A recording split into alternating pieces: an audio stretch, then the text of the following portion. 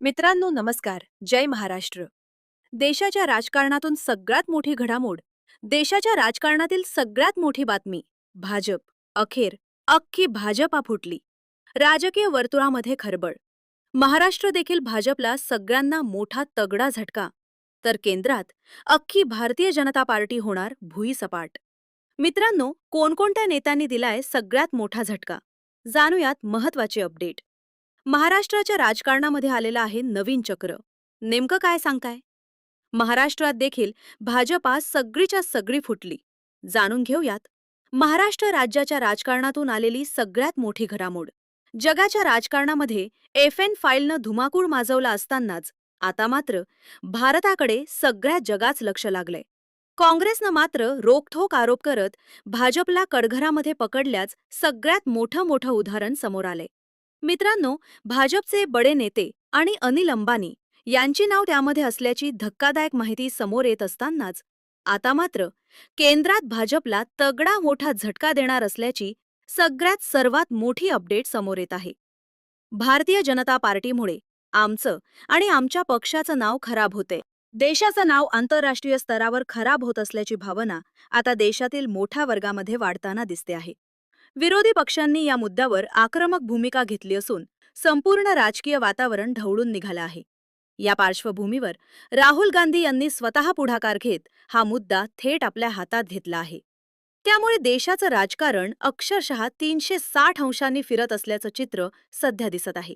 केंद्रात केवळ भाजपाचं वर्चस्व राहिलेलं नाही, सहयोगी पक्षांमधूनही नाराजीचे सूर उमटू लागले आहेत.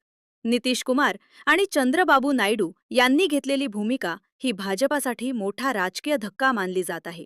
वेगळी भूमिका, वेगळी चूल आणि स्वतंत्र राजकीय ओळख जपण्याचा त्यांचा इशारा स्पष्टपणे जाणवत आहे. याचा परिणाम फक्त दिल्लीपुरता मर्यादित राहिलेला नाही, तर महाराष्ट्रातही त्याचे पडसाद उमटू लागले आहेत. राज्यातील काही महत्त्वाच्या जिल्ह्यांमध्ये राजकीय समीकरणे झपाट्याने बदलत आहेत.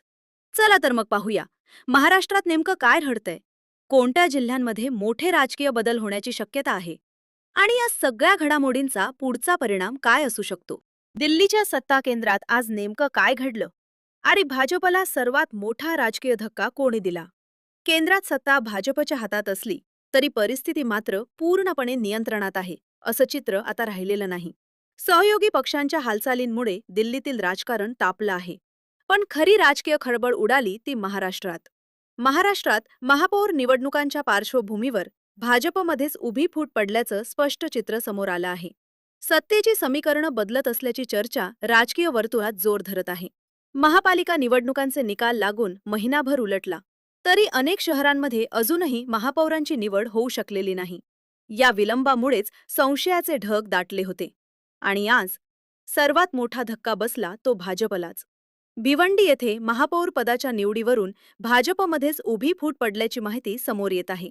पक्षांतर्गत मतभेद इतके तीव्र झाले आहेत की महापौर पदाचा तिढा सुटण्याऐवजी अधिकच गुंतागुंतीचा बनला आहे.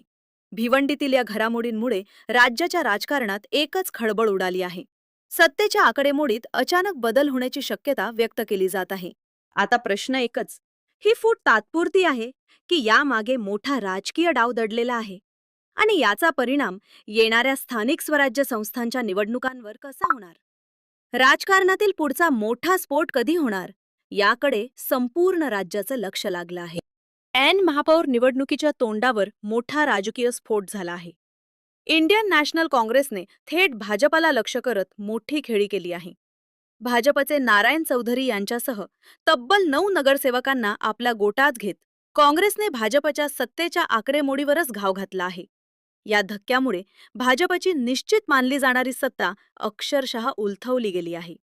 जिल्ह्यात भाजपची संघटनात्मक एकजूट ढासळल्याचं चित्र दिसू लागलं आहे. या सर्व नगरसेवकांनी आता महाविकास आघाडीच्या गोटात प्रवेश केला असून सत्तेचं पारडं अचानक बदललं आहे.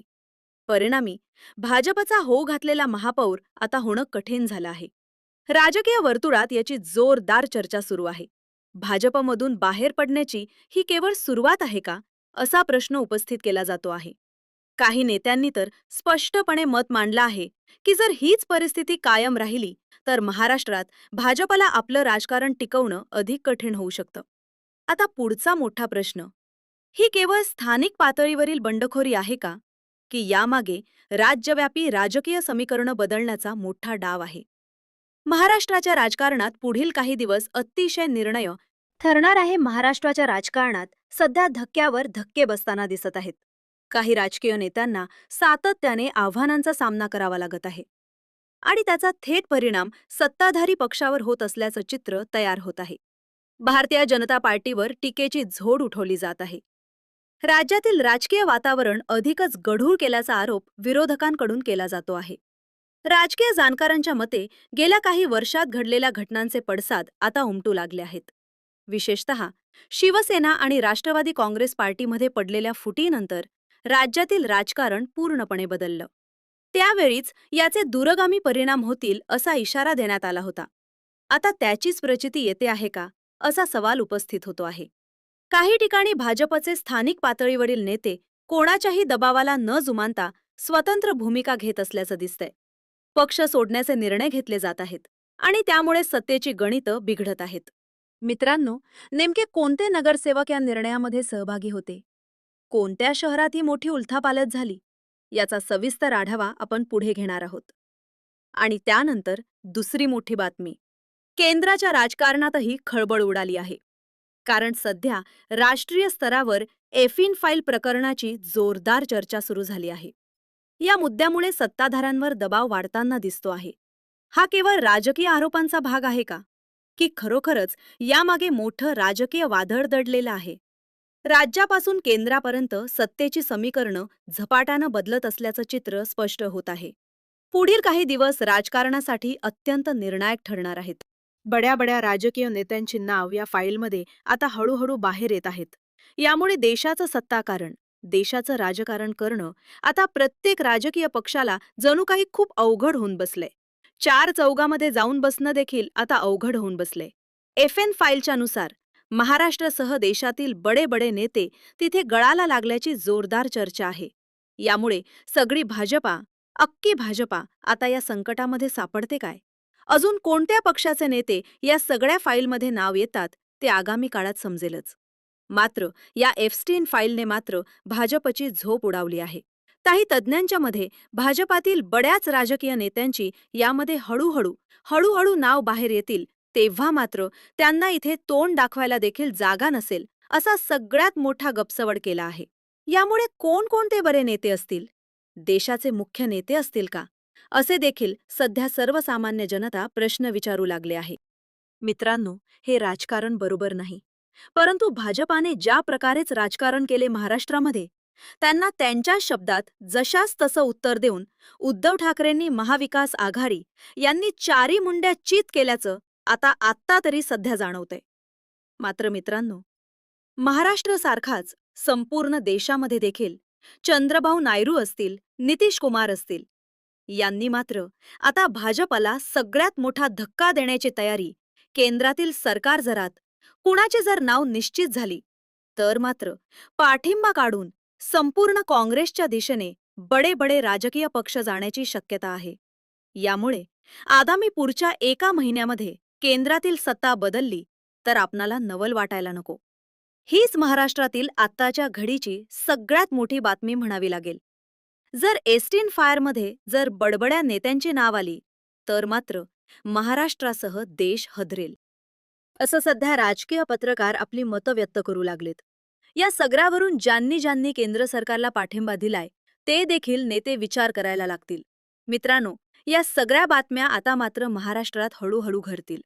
सध्याच राजकारण महाराष्ट्रात अतिशय खालच्या स्तराला गेलं असून राजकीय नेते कोणावरही कसे आरोप करतात, मात्र हे करत असताना आपण ज्या प्रकारे वागतो, ज्या प्रकारे राहतो, हे देखील विसरता कामा नये. त्यामुळे महाराष्ट्राच्या राजकारणामध्ये भारतीय जनता पार्टीने ज्या प्रकारेच आपलं राजकारण केले, त्या सगळ्या राजकारणाद्वारे भारतीय जनता पार्टीला महाराष्ट्रात, देशात सत्ता मिळणं त्यानंतर मात्र अवघड होऊन बसेल, अशा प्रकारची माहिती काही पत्रकारांच्या हाती लागली आहे. यामुळे आगामी काळात भारतातील कोणकोणते नेते यामध्ये सापडतील ते आगामी येणारा काळ ठरवेल. मात्र आता भाजपच्या आणि इतर पक्षांच्या नेत्यांची धाबे धनांडलेत हे मात्र नक्की.